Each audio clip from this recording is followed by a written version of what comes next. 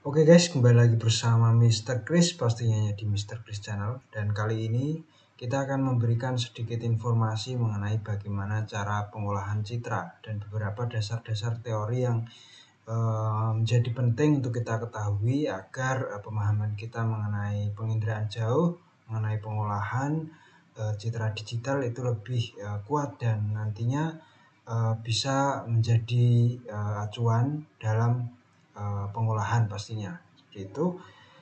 Tapi sebelum itu jangan lupa untuk selalu dukung channel kami. Caranya mudah sekali dengan klik subscribe dan like serta komen jika memiliki pertanyaan atau tanggapan terkait konten-konten yang kami hadirkan, dan jangan lupa untuk share ke teman-teman semua apabila informasi ini menarik untuk teman-teman ketahui.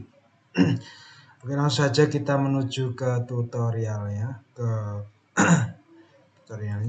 Kali ini kita akan menjelaskan tentang klasifikasi digital pada penginderaan jauh. Nah, ini ditulis oleh Doni Kushardono, diterbitkan dari Institut Pertanian Bogor, dan judul bukunya itu merupakan judul dari klasifikasi digital pada penginderaan jauh. Oke, ya. Pengenalan pertama yaitu di bab pendahuluan bahwa pada saat ini perkembangan dari penginderaan jauh itu sangat pesat. Banyak bahan yang bisa digunakan dalam pengolahan tutupan penggunaan lahan. Ya, pastinya informasi penutup penggunaan lahan terbaru sangat dibutuhkan dalam perencanaan pembangunan suatu wilayah maupun sebagai perencanaan mitigasi. Nah, perkembangan teknologi penginderaan jauh yang semakin pesat ini didukung dengan adanya citra satelit yang memudahkan kita dalam pengolahan citra. Yang mana citra satelit ini bisa diakses di internet dan bisa didapatkan dengan gratis ya. Bisa teman-teman ketahui jika yang sudah melakukan pengolahan data citra bisa mengakses di website USGS atau di website SAS Planet maupun di Google Earth Pro. Itu kita bisa mendapatkan berbagai jenis citra yang kita butuhkan. Nah, apabila teman-teman ingin mendapatkan yang terupdate dengan resolusi yang tinggi, mungkin teman-teman bisa dapatkan juga di instansi pemerintahan, di bank bank digital atau maupun Lapan seperti itu ya. Nah, dari adanya citra atau data satelit penginderaan jauh ini akan memudahkan kita dalam melakukan pengolahan data, khususnya data penutup lahan yang bisa kita olah secara cepat dan menjamin kualitas informasi yang sama seperti itu ya. Oke, ya, tetapi dalam berjalannya dalam prosesnya sendiri pastinya terdapat permasalahan dalam pemanfaatan data penginderaan jauh ini. Yang pertama yaitu adanya mixed pixel atau piksel berisikan lebih dari satu jenis objek lahan pada citra digital satelit penginderaan jauh. Nah, apa maksud dari ini? Yang mana misal nih dari data citra ini terdapat area penggunaan lahan misal seperti sawah maupun permukiman yang mana luasannya ini hanya sempit. Nah, di sini susah untuk kita identifikasi sehingga klasifikasi itu menjadi susah gitu.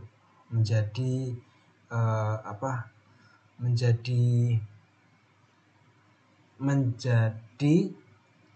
sama gitu. Jadi karena indeks atau karena ciri yang diberikan itu memiliki keterangan yang sama sehingga adanya mixel yang berisikan lebih dari satu jenis objek ini akhirnya membuat kelas penggunaan lahannya diseragamkan gitu. Nah, kemudian yang kedua, pada pemetaan skala rinci dibutuhkan data penginderaan jauh dengan resolusi spasial yang tinggi.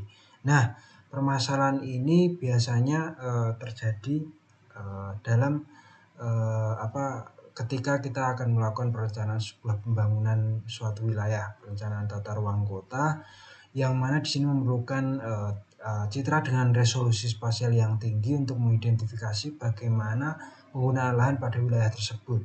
Nah, tanpa adanya citra resolusi tinggi ini akan sedikit menyulitkan kita dalam melakukan identifikasi penggunaan lahan.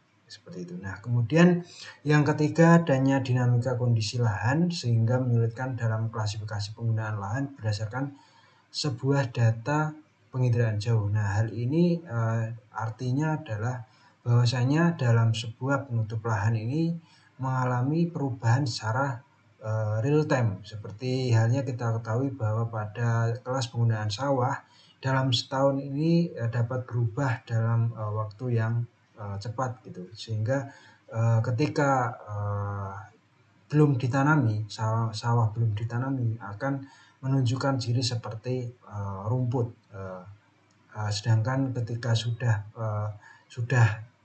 panen, kelas penggunaan sawah ini akan terlihat seperti tanah terbuka. Seperti itu, dan ini menjadi kendala untuk kita sehingga perlu dilakukan identifikasi secara temporal dan memerlukan beberapa data untuk mengetahui kelas penggunaan lahan ini.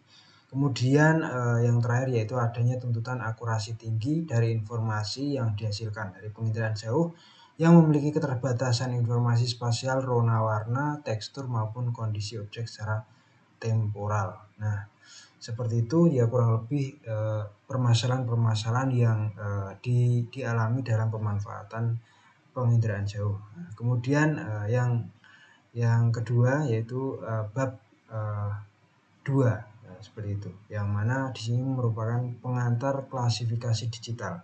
Nah, dalam pengantar klasifikasi digital ini terdapat informasi penginderaan jauh. Nah, dalam informasi penginderaan jauh ini dibutuhkan perencanaan pembangunan suatu wilayah, yang mana ini meliputi monitoring lingkungan maupun mendukung kegiatan mitigasi bencana.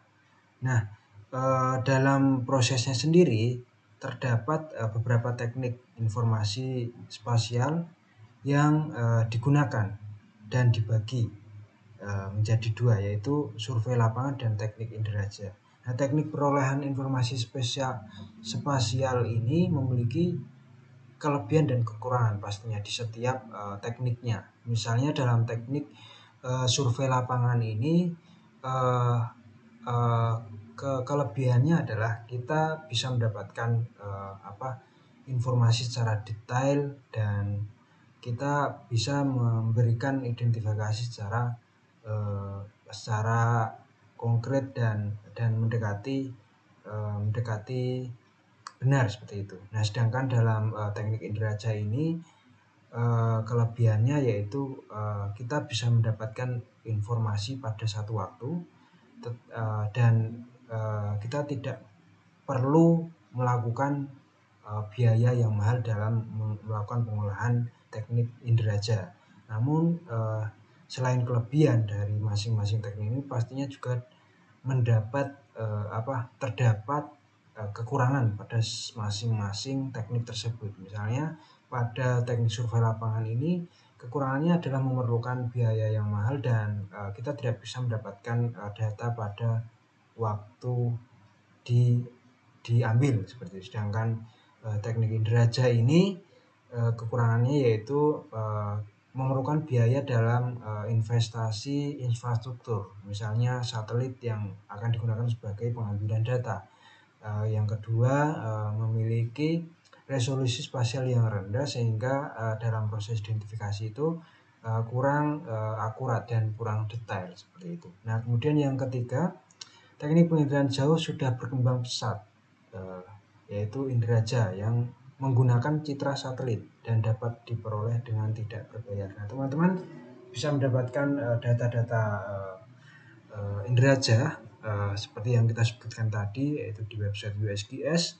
Di website USGS ini banyak sekali data yang memberikan informasi terkait data satelit. Nah, misalnya kita bisa mengambil data Landsat 7, Landsat 5, Landsat 7, Landsat 8, citra Sentinel, kemudian citra MODIS, kemudian data DEM, dan data-data lain yang mana dalam website ini memberikan informasi yang lengkap, walaupun memang resolusinya ini tidak terlalu detail seperti itu ya. Nah, ya seperti itu. Nah, kemudian dalam penggunaan teknologi penginderaan jauh ini kendalanya meliputi yaitu pastinya dalam pengolahan kita memerlukan suatu metode dalam pengolahan yang mana dibagi menjadi dua, yaitu yang pertama diperlukan koreksi data akibat kesalahan radiometrik dan geometrik pada penerima sinyal objek lahan oleh pengindra atau sensor serta kondisi lahan yang diukur. Yang kemudian diperlukan teknik analisis data untuk mengklasifikasi data pengukuran indeks geofisik objek di lahan. Nah, di mana pada masing-masing indeks ini memiliki ciri yang berbeda seperti itu. Misalnya dalam kita menganalisa sebuah suhu permukaan tanah, suhu permukaan bumi, kita menggunakan sensor thermal dalam mengidentifikasinya. Ini menurut Hao et al. Pada tahun 2017. Dan kemudian ketika kita ingin mengidentifikasi indeks vegetasi dan sedimentasi, kita memerlukan sensor panjang gelombang cahaya yang tampak untuk mengidentifikasinya. Dan kemudian untuk ketinggian permukaan, kita memerlukan teknik gambur balik sensor radar yang dikenal juga dengan teknik interferometrik SAR atau INSAR yang menurut Zhou et al. Pada tahun 2019, atau citra spot yang memiliki band stereo. Dan pastinya dalam pengolahan juga kita membutuhkan pemahaman yang memadai dalam prosesnya. Seperti itu, tanpa pemahaman dan tanpa pengetahuan yang kuat akan membuat kendala atau membuat kita kesulitan dalam proses pengolahannya sendiri. Itu. Nah, dalam Undang-Undang Nomor 21 tahun 2013 tentang keantariksaan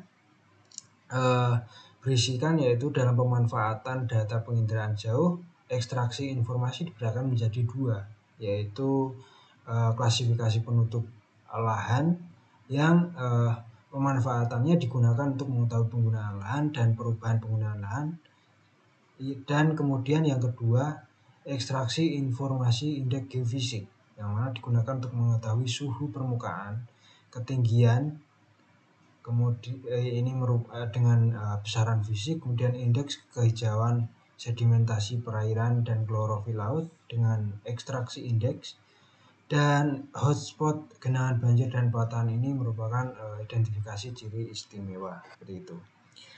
Nah, dalam bahasan kita ini ya pastinya kita kali ini membahas kaitannya dengan citra satelit ya, dari beberapa penjelasan yang kita sudah sampaikan tadi. Nah, pada tahun atau sejak tahun 80-an itu sudah diluncurkan satelit penginderaan jauh generasi kedua yang memiliki resolusi spasial menengah seperti TM, Thematic Mapper, Spot HRV, High Resolution Visible, dan sebagainya. Nah, citra satelit ini disimpan dalam bentuk digital, yang mana citra digital merupakan gambar dua dimensi yang bisa ditampilkan pada layar komputer. Nah, kalau teman-teman ketahui, kita bisa menampilkan citra satelit ini menggunakan aplikasi ArcGIS, kemudian Quantum GIS, atau aplikasi pemetaan yang lain seperti itu, dan kita bisa mengetahui karakteristik pada citra yang kita identifikasi. Nah, pada citra satelit ini menampilkan atau memberikan memberikan ciri resolusi spasial, yang mana resolusi spasial itu merupakan ukuran piksel terhadap luas, yang mana resolusi spasial ini membedakan antara citra satelit yang satu dengan citra satelit yang lain. Kita akan melihat hal yang berbeda dengan citra resolusi spasial yang rendah dan tinggi, rendah, menengah maupun tinggi. Citra resolusi spasial yang rendah ini akan menampilkan apa, keterangan atau citra dengan tampilan yang kurang jelas gitu, dengan yang resolusi spasial tinggi itu akan menampilkan citra dengan keterangan yang jelas gitu ya. Citra rendah dengan keterangan yang kurang jelas dan citra resolusi tinggi dengan keterangan yang jelas, di mana pada masing-masing satelit ini memiliki keterangan atau memiliki resolusi yang berbeda. Misalnya lensa TM memiliki resolusi spasial 30 meter kali 30 meter per piksel, sedangkan satelit lingkungan seperti NOAA AVHRR memiliki resolusi 1 km kali 1 km per pikselnya. Nah, kurang lebih untuk penjelasan kali ini kita hanya memberikan pengantar sampai citra satelit. Mungkin untuk jenis-jenisnya nanti akan kita jelaskan pada edukasi selanjutnya. Yang jelas untuk kawan-kawan semua selalu selalu ikuti perkembangan dari channel kita, karena semakin kalian peduli, semakin kalian ingin untuk mempelajari kaitannya dengan sistem informasi geografi, kita akan selalu meningkatkan informasi-informasi yang bermanfaat untuk kalian semua, sehingga channel kita Mr. K Channel ini bisa berkembang menjadi lebih baik lagi, seperti itu. Ya, mungkin seperti itu saja. Mohon maaf banyak kekurangan dan see you guys.